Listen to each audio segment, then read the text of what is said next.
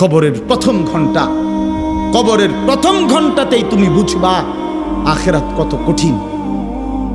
রাসূলুল্লাহ সাল্লাল্লাহু আলাইহি ওয়াসাল্লাম বলেন, কবরে যেই নাফরমান প্রশ্নের জবাব দিতে পারবে না, তিনটি প্রশ্নের, তো আল্লাহ তাআলা বলবেন কাযাবা আবদি, ফেরেশতা আমার এই নাফরমান বান্দা মিথ্যা বলেছে।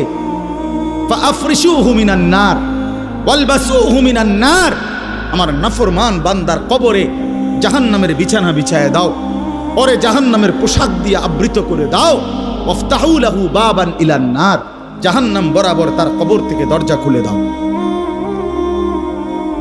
কবর খুলে দাও।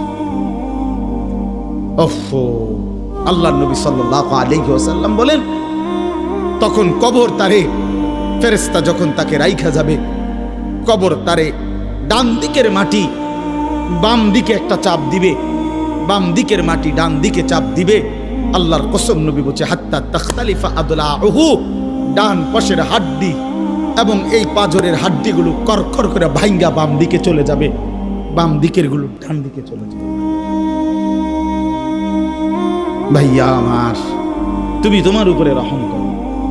বাপ আমার, আপনাদেরকে বলি, হারামের টাকা উপার্জন কইরা, সুদের টাকা, কিস্তির টাকা, ঘুষের টাকা, ওজনে কম দেওয়া টাকা, হারাম ব্যবসার টাকা, বাটপারি সিটারির টাকা দিয়া বংশ, ফ্যামিলি, স্ত্রী, সন্তানের জন্য রাইখা যাইয়েন না।